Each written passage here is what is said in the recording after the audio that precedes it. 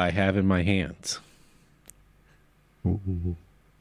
Oh, the latest issue. Not Mine's only the upstairs. latest, Yeah. the last. Oh, is it officially? It, apparently, officially, the print Architect magazine is no more. I'll tell you, it would have been my last anyway. Well, you don't have to worry about well, yeah, that wasn't going to keep me there anyway. it. You know, somebody That had, silly little pamphlet wasn't going to keep me there. yeah. It actually, Somebody what? it's 80 pages, which means that it's Oh, it's actually more. more pages than the last time that we Yeah. had visited the Yeah. Architect magazine. Can't, Yeah. Yeah. I guess 80 pages does qualify it as a magazine, right? Sure. The Yeah, yeah, the yeah. pamphlet of 43 pages that we Right. talked about in the past does not, Yeah. especially when most of No. them were ads. So Right. Well, there's still it's still more than 50%. I would ads, like I'm sure. to Did say- you do a count yeah. this time? I would like to say goodbye and good riddance, because honestly, ever since the AIA took over Architect magazine, it has been descending into the depths of pointless hell. Irrelevance. Yeah. Yeah, that's actually better way of saying it. Politically correct. Sure, Yeah, we'll go with right. that. So, yeah. I mean, it's a shame because it used to be a decent magazine that actually, meant something to us. And, Yeah. it went the way of the Progressive Architects, Progressive Architecture magazine, Architecture magazine, Architectural Record. I mean, hell, to be quite honest with you, the only periodical that has stayed consistent throughout its entire life of actually being a periodical, like, with some substance, is Architectural Digest. Yeah. And people bag Not on an it. architecture magazine. I mean, people bag on it as a non-architecture magazine, but at least they've stayed consistent to the mission that they've had, whatever that be. Pour one out. Pour one out for Architect Yeah. magazine. Yeah. As you said, good riddance. Yeah. I should say, or as you said, Yeah. good riddance. Yeah. Funny. Dwell's still good. Is it? I haven't seen Dwell in print in a very long time. So Or at least, well, that's true too. I'll It's take your like, word for it. I had a subscription back when Yeah. one of the many things that Girl Scouts were peddling was magazine subscriptions. Pushers. Yeah. Exactly. Totally. Totally. Cookies, magazines, Yeah. all that stuff. Yeah. Yeah. Cookies. So, rest in peace, Architect magazine. Rest in pieces. Well, apparently they're Wow. going all digital, and that you can go to AIA.org for all of the information that you would receive in Architect magazine. Interesting. Because, yes, most people go to AIA.org for anything other than to check how many CEUs they have. Well, I don't blame them. I'm sure that is a big driver to get people to go to the website for various reasons, right? Sure. I could see what their strategy is there. I mean, you got to get people going there for more reasons than just checking their CEs. So If people used Architect magazine for anything more than basically a really large coaster on their coffee table, sure. I got a big beverage. Exactly. Oh, look, here's something that I could put my dinner plate on. It's interesting that it took this long. So what you're saying here is that progressive architecture was ahead of its time. You mean it going away, or Yes. yeah? Sadly, it was such a good magazine, though. I loved it. It was. Don't you have like Stacks of them? I used to. Thankfully, I moved. Boxes of them? Thankfully, You didn't bring them with you. And do you know that my magazine collection took 2 full cans, garbage cans, 3 trips of garbage pickup of 2 cans. Jeez. Aren't you supposed to recycle those? Come on. Well, they were. That was the recycle. Okay. That was it was the recycle bin. Okay. Yes. Good. I don't know. I don't know what the real state of recycling is in the United States, True. but you would still feel bad if it weren't in air quotes getting recycled, because I'm pretty sure that's exactly what's happening. Is recycling is happening in air quotes. Yeah. True. And and so, I had a friend who used to clip like images in out of the magazines, and would basically make almost like a flip book of ideas and things like that. We did that too. Yeah. In the office, we had several 3-ring binders with the plastic sleeves full of images from architectural magazines and other, probably automotive magazines and woodworking magazines and all kinds of things. Yeah. All the, and I don't think we do that anymore. And here's the interesting thing about that is, like, how do we, and I say we as the proverbial we and not as like you and I, because, there is a little bit of history of, kind of like the paper periodicals and things like that. But where do people go to search, like, first have that knowledge of, because like I would flip through, and I keep looking over here, but I would flip through these magazines, and I would make mental notes. It's like, oh, I remember that, project from BCJ, and I would make mental notes of it, and I'm like, oh, I remember that project, and then I have, this, I guess, uncanny ability to basically store stuff like that in my memory.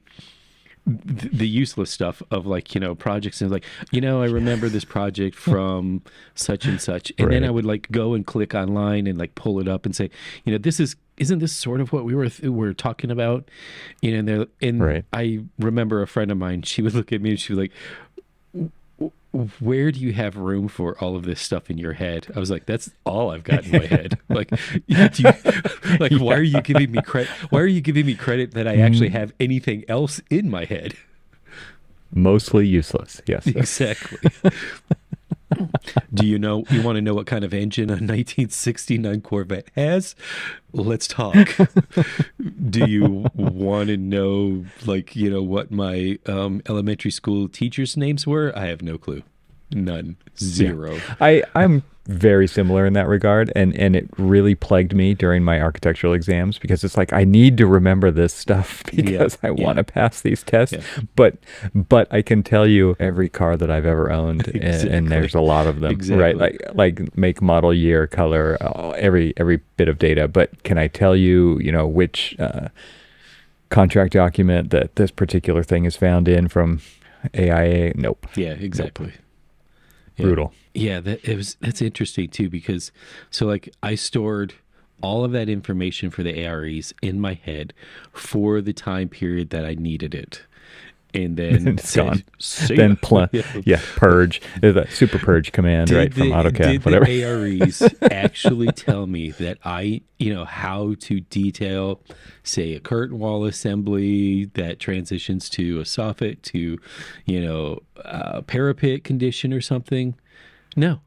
So why do I need the information on the ARE? I need the information that actually gets buildings built. I think we've talked about this before, but it's about playing that game when you need to play that game, right? Which is pass those tests. Yeah. And so it's like, when do you need to know that? Just to pass those tests. Exactly. That's it. Exactly. That's when you need to know it. And then you don't need to know it anymore, because the answer is, more often than not, just look it up nowadays, right? Yeah. So. I remember, and just like some of the questions they would give you, it's like, multiple choice. It's like, is it A? Is it B? Is it A and B? Mm-hmm. And then I'd be like, well, what if it's all of them? Because I've been in the game so long that I've literally experienced I've been in all those situations. Right. Yeah. But yeah, it's the answer that is the typical answer, which is it depends, right? Yeah, exactly. It's just like, what's the time of day? What was the mood? You know, what? Where's the project located? Exactly. What phase were we in? What was the tone? What was the delivery model? Well, what was the tone of the conversation of the week prior? Who sent the email? Our feelings still hurt? You know, right. You know, all of those things. Yeah. Who stands to gain from this? Yeah, exactly. So I guess now we're turning our knowledge of inspiration over to AI. I mean, is that where we go? I mean, you know, how are, you know, like we would go through this Rolodex of existing projects and stuff, but we would know about them. We would either know about them from periodicals in the library or periodicals that we got sent through our membership to the AIA, you know, and all of these other things. And I can honestly say in the last year, I've flipped through one to prove to you how many ads were in a magazine. But I don't know if I actually read it. I looked at some of the pictures, sure. But I don't think I read the articles because, I mean, it was like when an article is clearly poorly written, poorly structured, and it's relying mostly on images. That was what we were trying to get out of these things, right? That's what these were all about. Is like, you know, show me the pretty image, you know, show me the floor plan. You know, me, it's like, okay, I like that. How did they build that? Because I would like to, you know, understand that. And so I go to searching, you know, I've got my other ways of searching for things like that. But, you know, so now just curious, how are we going to find inspiration since the paper it's social media. That's where it is now. It's social. I wouldn't say it's AI. I think there are people making up things in AI that they wouldn't have expected to maybe use as a starting point, or they're looking for weird things, you know. And by weird, I don't mean like truly weird. I just mean unexpected. Like by typing something into a prompt and seeing what it returns, and kind of being on a treasure hunt of sorts. It's interesting in that regard. But I think the inspiration is still. People still have tons of Pinterest boards. People are still saving images, grabbing images, scrolling through images, and the attention span is 3 seconds per image. Yeah. But I've got a bunch of bookmarks on Instagram of things that I like from architecturally that fit into the architectural category that I might go back and look through every once in a while. Usually not, but they're there. I should probably do architecture. Like cars, I got tons of bookmarked posts on cars. Didn't even cross your mind, huh, to make an architecture? well, actually, most of them are is just like, what have I shared with Evan? I could flip through stuff that way. That's just memes. Yeah. Yeah, true. Well, it's funny that you say AI. I've been wanting to talk about.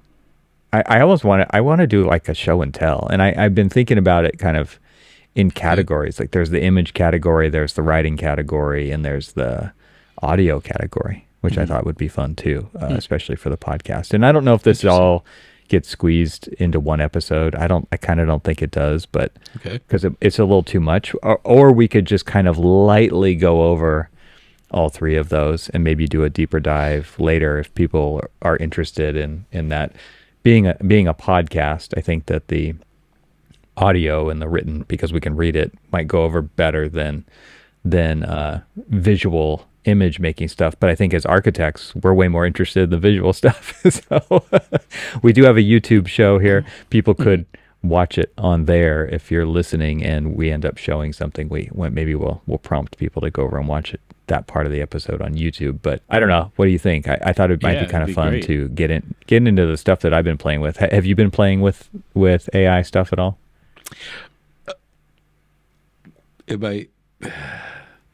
I'm just going to go out. You're not allowed to say. I'm going to go out. You feel like you're that HR is not listening. So if by some slim chance I admit to the fact that I used some AI to help me craft some end of year review of my own. Because write something nice about Cormac Vela. Well, I filled it with prompts. Most of the time what I do, and so here's what's interesting, is maybe I don't use AI to its fullest to explore things beyond, I tend to write some things out and I ask AI to write it a little bit better. Oh man, that's actually really a great hack, I think. I mean, and it's pretty incredible, right? How often it does write it better. Oh yeah, yeah. It's like, because, can you just make this better? Yeah. Because I wrote what sounded like a decent review, but it seemed a little stale, and so I copied and pasted it, and I wrote it.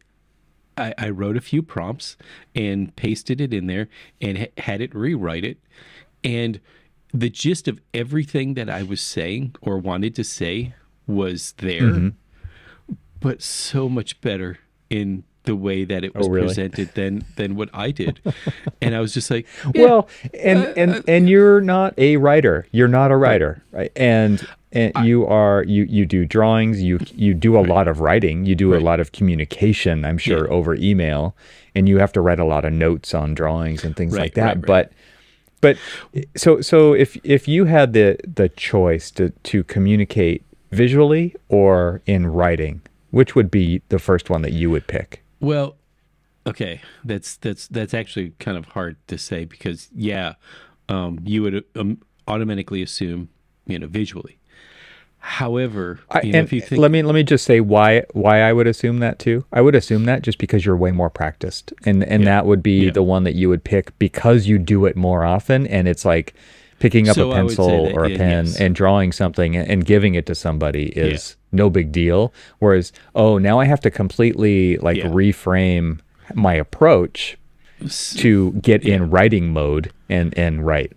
So whether it's like the stylus here on drawing on screen so that we can sit and talk through things, or piece of paper, I was just having coffee with somebody and I was explaining something to them, and I was just like, hold on, and I pull out my little notepad and my pen and started to sketch out what I was talking about, because yes, you're right. I am more visual, and I tend to discuss things with paper and pencil far more effectively. And so I can, walk through that. I do enjoy writing though.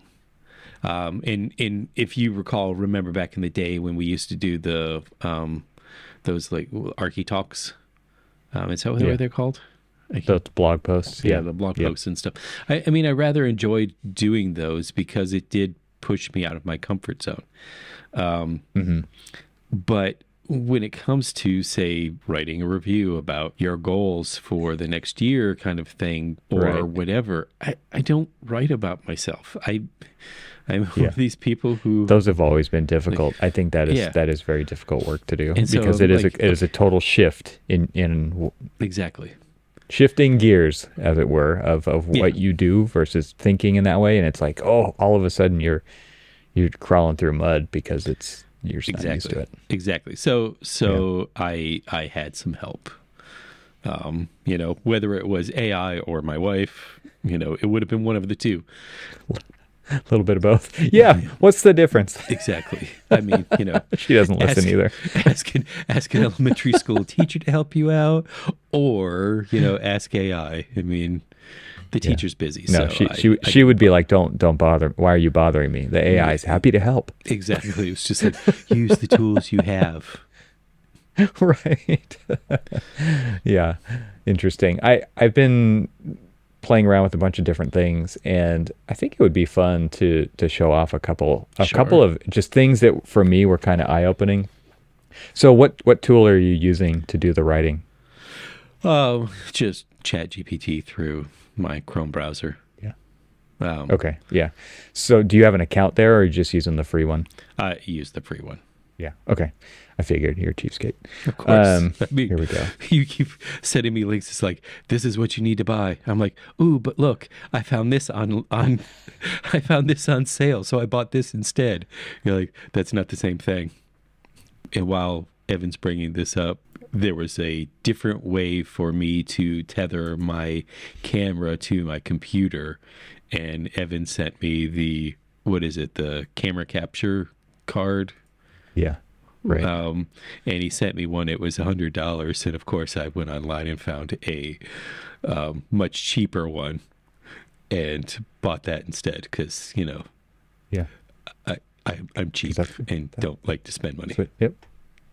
You're cheap. All right, here we go. Yeah. One of my chat GPT windows here, and this one says, "Design a logo for the Archispeak podcast." Interesting. And just to see what would happen, different image generators out there. So this is using DALL-E 3 that you can see up here in the corner. And so for those of you listening, this is a visual part of the show, and I'm sharing my screen, and you can catch that on the YouTube version of this episode, and there's a link to it in the show notes, so you don't even have to go search for it. But you can see here in the corner it's using ChatGPT 4, and you can see spell our podcast. The reason I said can't even spell it, even though I spelled it out for it. It still didn't spell Archispeak correctly, which is hilarious. And this is, I would not use this to design a logo, but I might use it to generate logo ideas, right? And so my prompt, this is how I think most people approach using tools like this, is like, ask it a question or just tell it to do something. And it's the simplest sentence. My 17-year-old does this. He goes, I didn't get good results, and I told it to make this thing. And I'm like, it totally matters what you type into that box. 100%. It matters. And you have to, just like we all had to learn to talk to the little tube device in the corner that is listening for its name right now, that starts with the letter A, or Siri, or any of these tools. You had to learn to talk to it. Oh, see, my iPad just turned on right there, and it's waiting for me to tell it to do something. And so it's like that you had to learn to talk its language, and you have to do that with these too. Even though it is much more of a natural language processor, it's still looking for descriptive detail prompting, right? It's not, it can respond to a very dumb query, but at the same time, you're going to get better results with a better prompt. And the whole concept of prompt engineering and how dumb that actually sounds, right?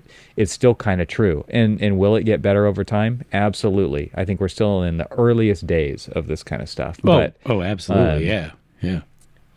But it's interesting here. So I just said, design a logo for the Archispeak podcast. And I don't want to spend a ton of time on this because I want to show you some way more interesting stuff. But it says, here's the logo design for the Archispeak podcast. It incorporates elements that symbolize architecture, such as stylized drawings of a building, blueprint, and architectural tools, combined with modern topography. The color scheme is a professional mix of blue, black, and white, which it's very professional.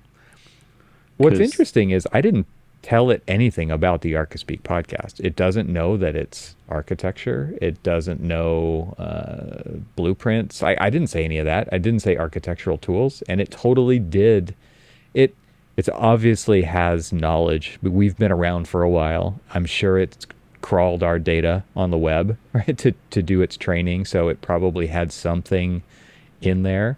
But I just thought that was kind of interesting because, again, just giving it the dumbest prompt, it came back with something that was, if you told me to design an Archispeak podcast as a logo as an architect, I would ask you a bunch of questions, right? I would say, I would go through kind of a discovery process with you. What are your goals? What does it need to, what color scheme? What kind of fonts? Like, as a designer, there's all kinds of things I would want to glean from you to enter into a iterative design process. Yeah. And you can look at this the same way. You can continue to add more information. You can continue to tweak. You can go back and tweak the previous prompt, or you can add more information to another prompt. You can do all kinds of tricks like that to make it an iterative process. But you noticed it didn't even spell Yeah. So what's interesting is you had the one line prompt, and it came back and that's what it gave you. And so then I'm now looking at your next prompt, which is so much more detail. You even gave brand designer name prompts and all of these other things. And so it's interesting that, again, as you always say, garbage in, garbage out kind of thing. If you're giving more and more information, boom, there you go. Which is interesting about this next prompt is it is a lot more minimal. And so I did a lot more prompting, and I got a more refined, let's call it, less eclectic design. And this is one of the tricks that I think applies to no matter if you're doing text or image based. Right. You want to give the AI an identity. You want to tell it who it is. How it should respond to you is partly wrapped up in who it is assuming to be, right? So in this next prompt, I said, you are expert brand designer Paul Rand. A new company called Archispeak has just hired you to design their logo. Archispeak is a podcast about all things architecture, design, tools, and work-life balance to generational differences, mentoring, job hunting, and more. I literally copied that out of our about page on our website. The podcast has been going since 2012, so include the established date to show longevity. And so it did that. And what's funny is it even wrote some additional text, like gobbledygook text across the top. It's like placeholder text, like that could be anything. And those aren't words, right? It's like X bevel set and designator or something. But it did get our name right this time, Archispeak, and it even included the word podcast. It's got the word podcast in following a curve. How long would it take you to draw this logo in Adobe Illustrator? Quite a while. Yeah, right. It would probably take a couple hours. At least, right? It'd take a couple hours, but then there's the, how many times would I have sketched it on a piece of paper, to just say, what my thoughts are and all this other stuff. I mean, other than the gobbledygook kind of words up top, I'm kind of digging that one. It's clean, it's simple. It's got symmetry, though. I don't know about the symmetry, but the other has symmetry, too. So it says, here's the logo design for the Archispeak podcast. Inspired by the style of Paul Rand, it features minimalist and iconic design reflecting Rand's philosophy of simplicity and effectiveness in communication. That's why I gave it that prompt. Yeah. It's like, okay, he's done really famous logos. We don't even need to go into like look it up. Right. Yeah, exactly. Done really famous logos, and almost every logo that you can think of, it was probably him, or that are like really burned into your memory as memorable, iconic. Exactly. He's done some of those, yeah. And so then I started playing off that thing that's going around right now, which is like make it more, right? There's this whole thing going on with DALL-E, and I don't know that it's going on with Midjourney, but with DALL-E generated images, there's people out there who start off with a prompt and then they just say, make it more and make it more of this and make it more of this. And it just keeps going and going and going. And so I wanted to do that. So I said, make it more architectural, use compositional inspiration from Mondrian, Bauhaus, Richard Neutra, Charles and Ray Eames. And then it just like couldn't do it. And I think this is where it starts to get into like, some of the ethics and governance behind AI.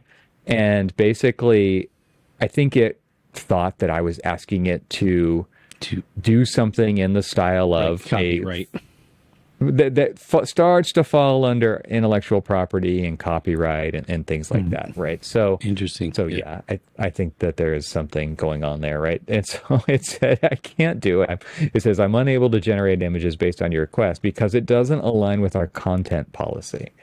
Okay, so these are roadblocks that we will run into, and usually that it just means you got to think of a different way to say it if you wanted to get around that. Yeah. So I would forget it. Make it more architectural. And so this one's. So here's kind of an image of a city skyline with graphic design elements. It got our name spelled correctly. For some reason, the C in Archispeak is gray when all the other letters are white. It's definitely using a modern. That's for me. Sans serif typeface. And then the word podcast has 2 Ds in it. What? podcast.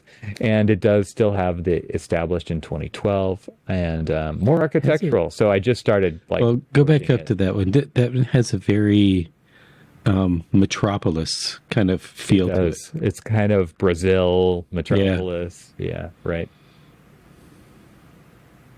Yeah, it's kind of cool. So it's black and white, kind of like our more architectural. So then more architectural with an exclamation point, and now we're starting to get like line drawings with rulers and erasers and fountain pens stashed in this, and definitely like a blueprint vibe in the background. So and so then at the end, I'm getting toward the end here. I said, thank you. I like, and so one of the things one of the tricks also with this is to be complimentary, and it actually will give you better results when you ask nicely, when you throw it a bone, when you do things like this. So I was like, thank you. I like this direction. Since this is a podcast, it should include hints of microphones, headphones, speakers, and other hi-fi stereo equipment, don't you think? And so then it comes back with, hey, Hal. Yeah, this is so there's a microphone right in the middle. There are several microphones. There's some headphone elements. I like this. I like the speakers, the fountain pen nib. You know, there's some speakers and fountain pen nibs and all, and now so now we're missing the I and Archispeak, and the typeface here is super weird, right? Yeah. And then then under there it just says established, and there's no date. So we're just established. It looks kind of like a syringe at the bottom. I don't know what. Thank you. You know, I was going exactly there. I'm like, what? I mean, is that a commentary on our content? It looks like scale. It's not. It kind of looks like a scale that's a microphone. I can't really what that is. So again, here's the updated logo, and it talks about how it's stylized images of microphones, headphones, speakers, and hi-fi stereo equipment, which is what I asked for, blended with architectural features. And then I said it needs a better balance of architectural and audio equipment, but it should also include ideas from mid-century modernism. So now we actually get a color palette. Wow. And it did spell Archispeak wrong again. Now it added two S's. Every time it's done it a little bit differently. And this one kind of has a little bit of a Metropolis kind of, Jetsons vibe to it, if I had to say something. Kind of that. Yeah. Kind of that. Maybe Star Warsy in a little bit. Well, that pseudo Sputnik kind of patterns that they used to do. Yeah. So one of my this was a fun little exercise of like logo design, but obviously you can do this for all kinds of. But I mean, think about this. So think about being able to type out kind of what you're thinking and it generating, some pretty decent content of just ideas that help you, in a way, I mean, as a tool to be able to kind of like spark your imagination a little bit. Think about things, slightly different than the way that you were thinking about them. Sometimes if you get stuck on something, you're like, gosh, I can't think of it's just like kind of want it to be a little bit more, mid-century, and kind of have this like Sputnik vibe, blah, blah, blah. And then, boom, you type that in and it helps you generate ideas. It doesn't generate that final product that you're going to be sending off to someone. It generates ideas that help you get over thresholds of other ideas or the next step or the next thought. So I wrote this blog post. You and I talked about my experience at Autodesk University in the last episode, and I wrote a blog post and I included photos with everybody who'd been on my podcast who was at the show. And I put their names and their company names below each one of the photos. Mm-hmm. And those linked to their episodes and stuff like that. So what I did is I just selected all this and I copied it and pasted it into Notion. And okay, so Cormac, let's say that I wanted you to write a list of every one of those guests that was in this blog post, because when you post this to LinkedIn, I want you to tag all those people so that they are aware that this blog post exists and that they're mentioned in it. What would you do? Like, how many photos? There's like 26 photos on this page. Their names are already here on this page. You could go and select each one, right? Copy, paste it into a list. Okay, now how could I leverage AI to do this instead? So that's what I did. At the bottom here, I just type a space and I say, make a list of all the people in this blog post.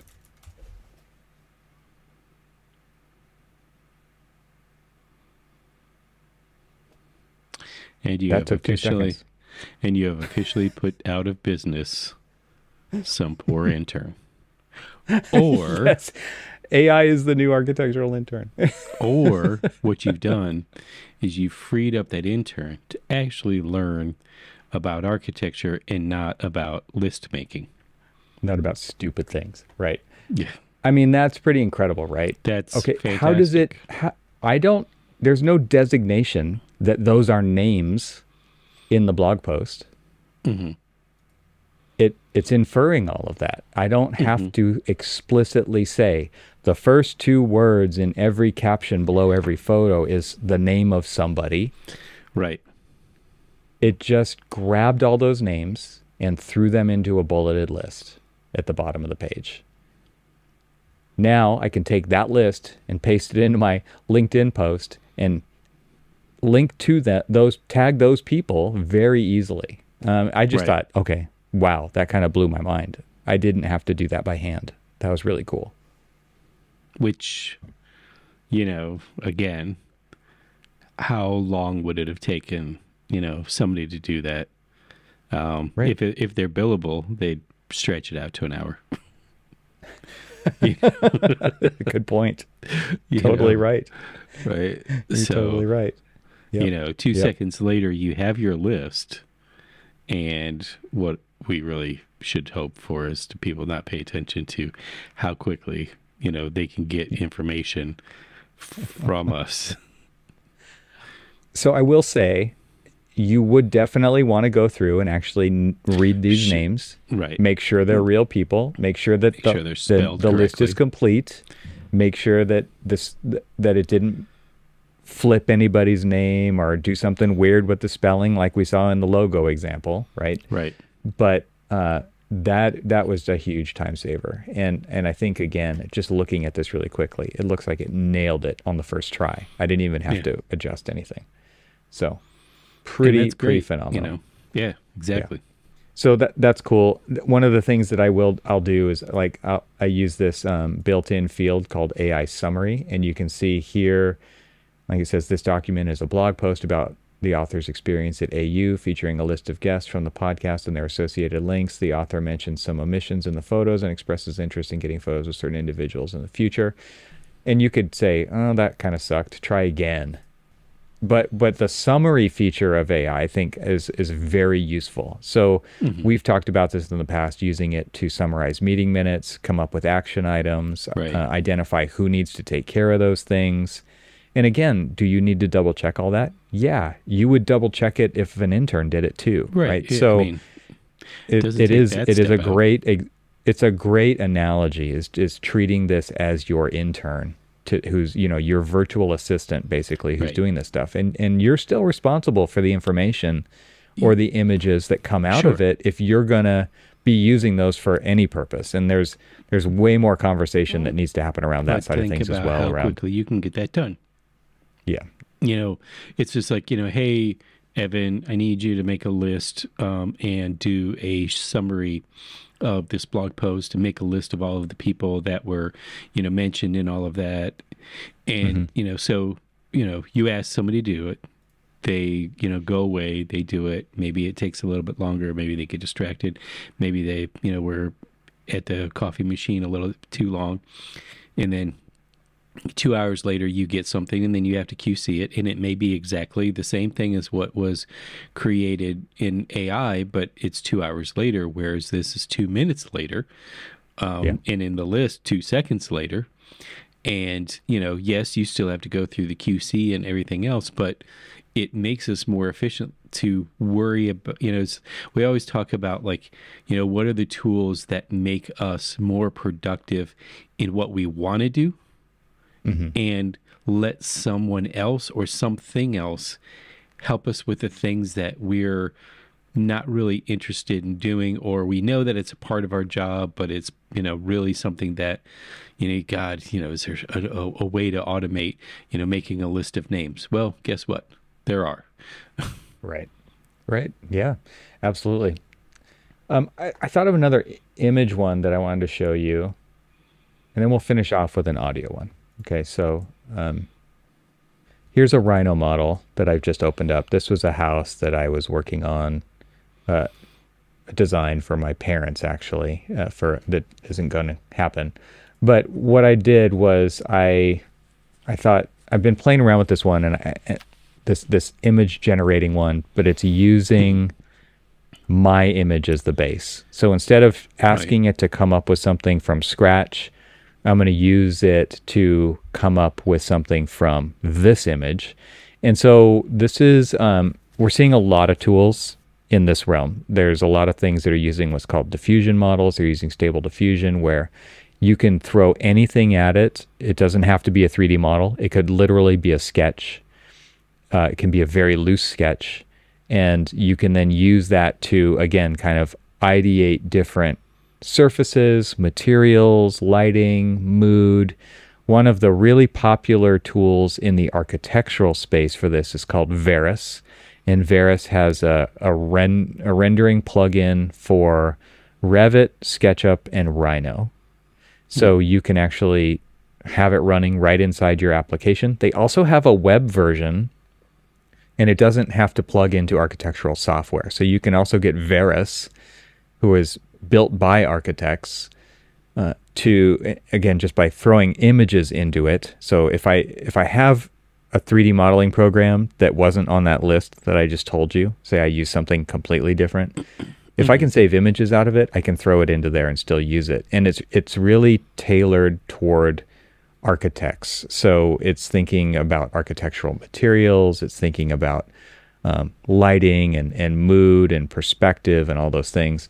And the one that this is, I'm not going to show you Veris because I don't have Veris, but I did want to show you this tool called Viscom. And so here's that image brought into Viscom. And so it's called viscom.ai, VIZCOM.ai. And I think this is mostly aimed at people who create products.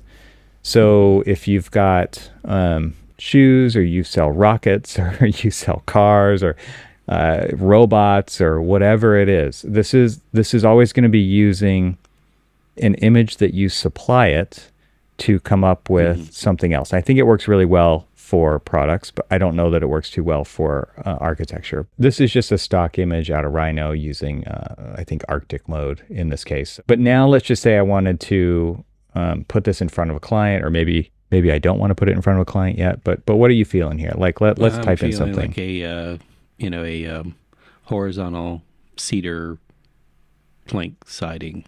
Okay, so I'm going to say mid-century modern house with warm wood siding. Let's just start with something really basic. Sure. Okay, now the only slider you have here, and I have the free account. I'm not using a paid account. You can see down here below there's the number of images. So like Midjourney, you can actually get 4 results if you get a paid account. I'm going to get 1 result.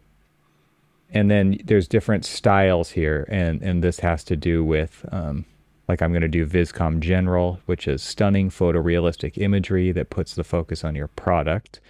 Volume is 3-dimensional look with emphasis on depth and form. So I think this is more like what you were just talking about, right? Yeah. Which is more of a clay model or a styrofoam. Yeah. Yeah. And it's really about looking at the shapes and not really discussing materiality or anything yet. Right. And then there's pastel, which is gentle and soothing color palette inspired by the soft hues of pastel colors. So I'm going to just leave it on Viscom General for now. And the only slider we have is drawing influence. And so this is kind of like How much margin are you giving Viscom to be creative or to stick with what you gave it? Like right now, I've set it at 50%, which means I wouldn't be surprised if some of these windows go away. I wouldn't be surprised if it changed the railing in this deck. So we'll see what happens. So the higher the slider, the more it respects what you put in. The lower the slider, the less it respects what you put in, and it comes up with new things. So I'm just going to hit generate. Does not take long to do this. Okay, so it did vertical siding. I didn't tell it what direction to run it. I don't even know if it would respect it if I did. But, I mean, how long would it have taken you to come up with that rendering based on that if you had the geometry? Now you've got to go find the textures. Maybe you have them, maybe you don't. Right. You have to apply those textures and materials to the glass, the reflectivity. You've got to find the background. You've got to find the foreground. You've got to find the entourage, the trees, the bushes, all that kind of stuff. You got to put it into place. You got to set up the lighting, right? Oh yeah. That took 20 seconds. Let's play with it now, right? So let's just take away with warmwood siding, let's say in a grassy hillside setting at dusk. So now I'm starting to put in, I'm not just talking about the objects, right? I'm talking about the scene. Right. I did notice that it put like some side windows and some other things. Yeah, check this out. It put some weird little window down there on the side, but now it's got like white plaster. And it's got actually has a little deck sticking out the side of the house. That's kind of cool. It turned my chimney into kind of a chimney light pole kind of looking weird thing. But look, there's actually interior in here now. Right.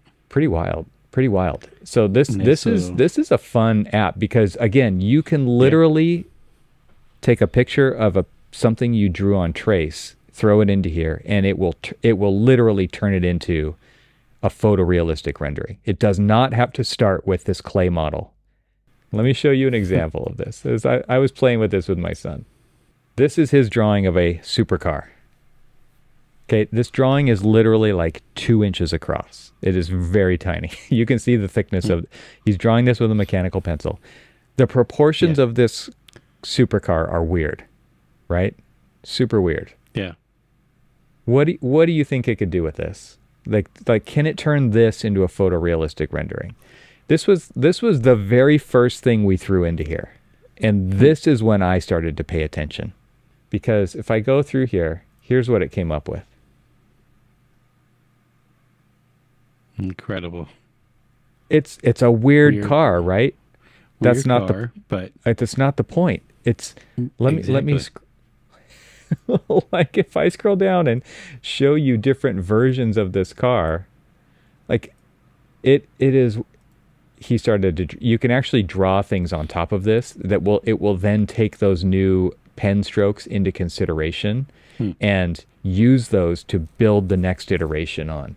So we put into the prompt, yellow supercar, right? Something super basic. And it came up with this oddly shaped, weirdly proportioned, very realistic looking supercar. Corvette, Lamborghini, Ferrari hybrid. Yeah, exactly. All the surfacing, like super weird hood. Guess what? Yeah. Like he had a super long weird hood too, right? He had to emphasize this rear scoop, right? Yeah. There it is. Short rear overhang, big massive front overhang. I mean, I'm flipping back and front between the rendering and his sketch. Check it out. That door notch, all of that stuff is there in keeping with the original sketch. And it's fun. That's really fun. Yeah, and I'm turning on and off this supercar layer on top of his sketch. What's weird is look at it actually did a better job of making the hood of the car symmetrical. It used his outer edge line on the hood on the left as a ridge in the sheet metal instead of making that the edge of the car.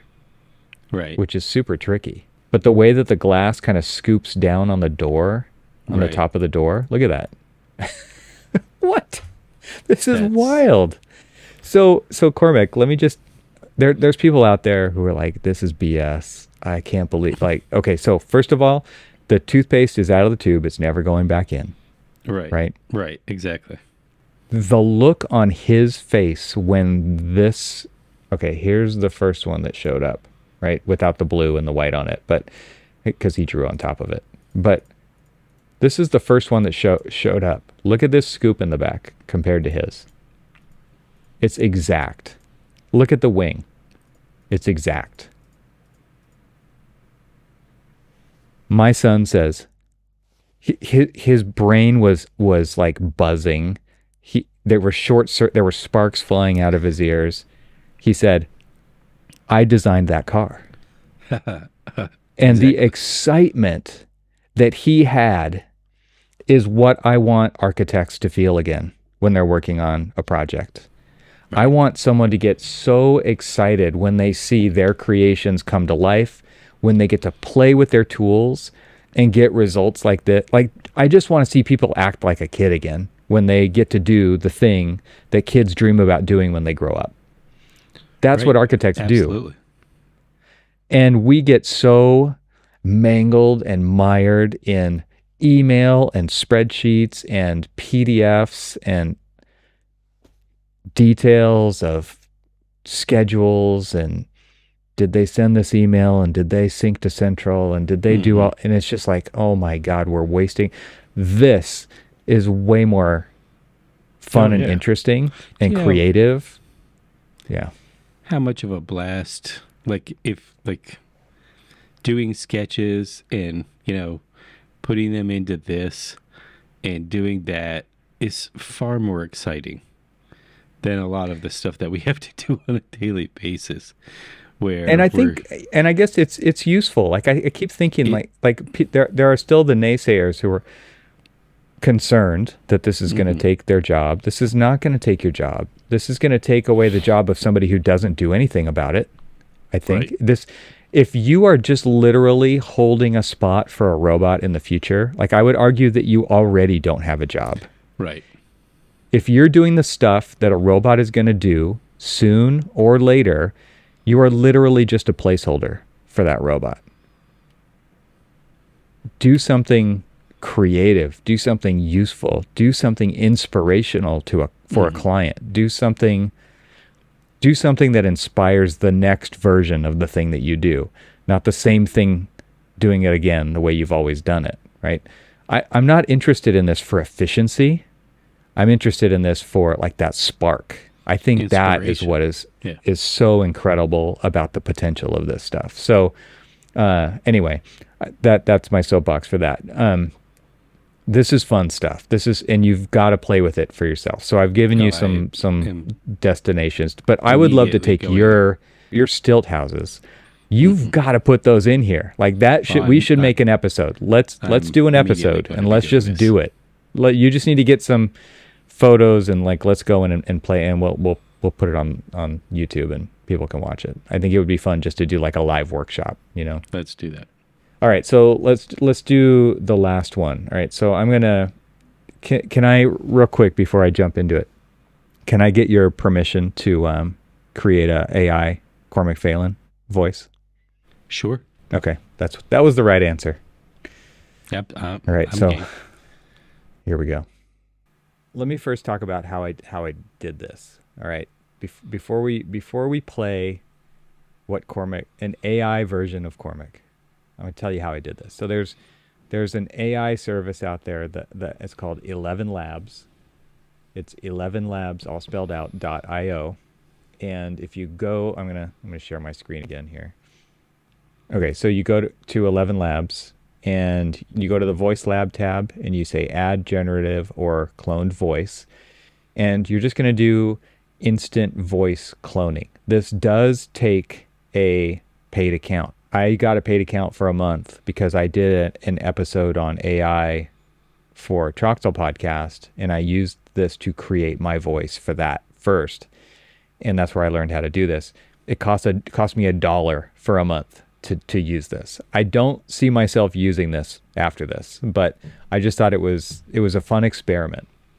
So you click on that, and then you can upload a sample, and so you can upload audio or video. Obviously, all you really need is audio, so you upload an MP3. It should be of good quality. You do need the permission that you have all the rights and consents to upload the voice sample. So if it's yourself, you can give yourself permission. If somebody else, you need to ask their permission. But you can see here, it says sample quality is more important than quantity. Noisy samples may give bad results. Providing more than 5 minutes of audio brings little improvement. So I uploaded about 3 minutes of audio for you and me. It was not a big deal because we record a podcast. We have lots of audio of ourselves, and it really doesn't matter what you pick to send it. You can just pick about 3.5, 4 minutes of you talking, and what you're looking for is kind of a wide range of. It does an amazing job of capturing your tones and the different kind of traits that you show when you're speaking, right? So it's really good at picking up on that stuff. Yeah. And okay, so what's interesting is when we listen to it, and I want you to play the Cormac one, and I want you to play it all the way through. It is 1 minute long, roughly. And I want you to listen through, and I want you to listen in a very detailed way. I want you to listen for ands and ums. I want you to listen for pauses. I want you to listen for breaths in the speech, because I don't type that in. I don't type in, take a breath here. It just puts them in. So let's listen to Cormac. Welcome to the final Archispeak podcast episode of 2023. I just wanted to, to say thank you to all the listeners out there who have been with us all these years and through all these conversations. It's been great getting to know you, and thanks for showing up. It really means the world to us. 320 episodes of us architects telling tales from the trenches. Wow. I can't believe we've talked that much, And before we get into this one, let me take a minute, to just tell you how much I enjoy the company of my co-host, Evan Troxel. I really can't express in words how impactful he's been in my life and career and things like that over the last 11 years of podcasting, and how much he's, shaped my thinking as an architect. I can't think of a better co-host to have working with me on the show. So that's it. I just wanted to get that out as we kick this off. Okay, I've said my piece. I'm actually getting a little emotional, which is making me uncomfortable. I think I might cry. So, Evan, you're going to have to take it from here. Why are you shaking your head? Why am I shaking my head? Because it got to the point where apparently Evan has typed in, all of this praise that Cormac is showering upon Evan. So I'm like, I would have never said that. That's not the point, Cormac. But it's scary how mannerisms, breath tones, pauses, all of that, all of what I'm doing right now is, how I speak and how I talk, and how when I'm talking to people, it's funny because when I start talking and I get like on this like rant or tangent about something, I'll talk so much or so quickly or like for so long that I will be out of breath, and I'm like, kind of like, and it's AI is capturing all of that, which is both amazing and scary at the same time. Let me show you what I wrote. So I told you I trained it on your 3.5 minutes of I did not pay attention at all to what audio I uploaded to this thing. I just grabbed pieces from a conversation that we had. I'm sure you paid a little bit of attention to, making sure I provided you with lots of praise and gratitude. Yeah, I grabbed all those pieces. No. Okay, so obviously I tried to think of something that would be funny. So here's what I wrote. It was actually. I wrote all this out, and you can see I even like I did have to tweak this. So when I wrote the word Archispeak, it said Archispeak, right? And so what am I going to do when that happens? I'm going to change what I wrote so that it emphasizes the word in the way that I want it to. So I wrote Archispeak instead of Archispeak.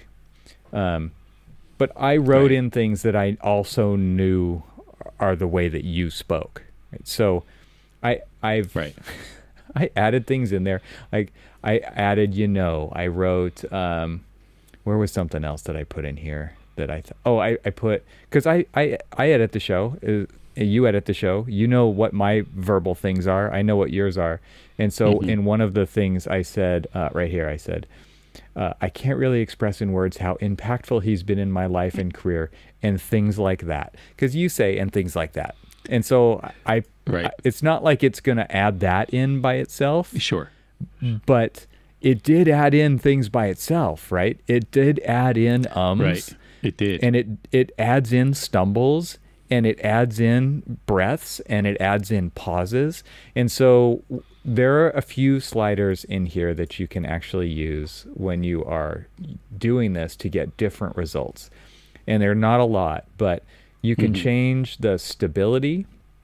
And so if you just hover over this, it says increasing variability can make speech more expressive with output varying between regenerations. So you do have to hit regenerate, and you have to wait for it.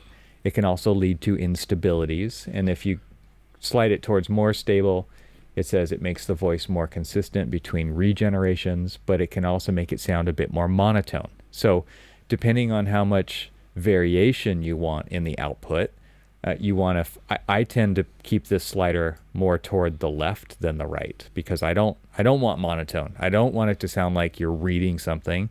I want it to sound like it really came from you in this case. I enjoyed the company of my co-host, Evan Troxel. So then we have the clarity and similarity enhancement, and this kind of depends on background. This is basically dependent on the quality of the recording you give it. So I'm toward the higher end on this one because I want a clear voice, and I want it to be as similar to your voice as possible. So on this slider, I'm more towards the higher end. And then there's style exaggeration, which is, it says high values are recommended if the style of the speech should be exaggerated compared to the uploaded audio. So I did not want to exaggerate it really far from your recording, right? And so it might be fun to play with those and see what happens. But you only get a certain amount Made of... me sound like a used car salesman. Yeah. You only get a certain number of generations per month with a paid account. I don't think I'd run out, but at the same time, I don't have all day to play with this. So anyway, you can see this is what I wrote. And so now you can play my file because it's basically the same thing, because I thought it would only be fair if I said the nice things about you that you said about me. Oh, yeah. And I did change a couple of words, but for the most part, it's the same text. And I did put in things in the text to hopefully indicate pauses like ellipses and commas, things like that. But other than that, like all of the timing is really based on the training data that it used that I uploaded for me. And then a couple of different words, because one of my verbal things, I say, right? Quite often at the when we're speaking. So I added one of those in. Go ahead and play it, and let's listen. Welcome to the final Archispeak podcast episode of 2023. I just wanted to say thank you to all the listeners out there who have been with us all these years and through all these conversations. It's been great getting to know you, and thanks for showing up. It really means the world to us. 320 episodes of architects telling tales from the trenches. And wow, I can't believe we've talked that much, right? And before we get into this one, let me take a moment to just tell you how much I enjoy the company of my co-host, Cormac Phelan.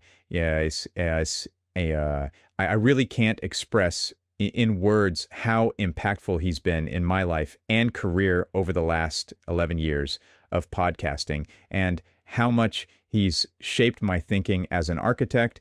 I can't think of a better co-host to have working with me on the show. So that's it. You know, I just wanted to get that out as we kick this off. So there you go. I've said my piece. I'm actually getting a little emotional, which is making me uncomfortable, and I think I might cry. So, Cormac, you're going to have to take it from here. All right. So let me just say, whereas mine actually sounded a little more choked up, yours at the end. yours sounded a little bit more like you're trying to convince yourself that the words you're saying are plausible. It was an interesting variation, but I mean, what's interesting. I mean, that's our voice. So if you heard that, and we didn't preamble all this with here's some AI versions of us, would you have known? Right. Would you have been inclined to think that it might not be me? Or would you have just accepted it?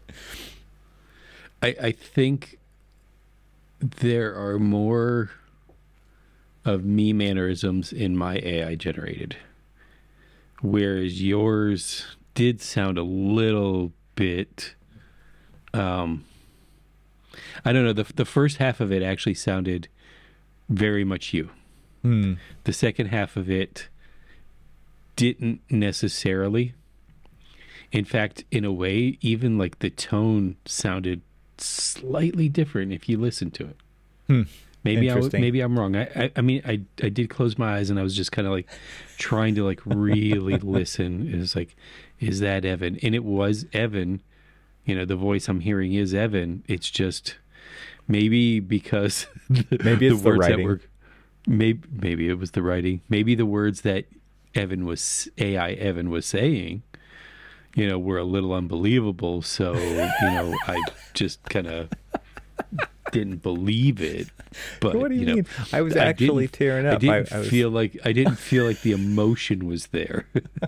I didn't sell it. Yeah. I am not a paid voice actor. Yeah. Well, now I can understand why people went on strike. Yeah, right. Because, oh my Lord, there are many recordings of you and I on the internet, Cormac. We definitely should be concerned about deep fakes. Yeah.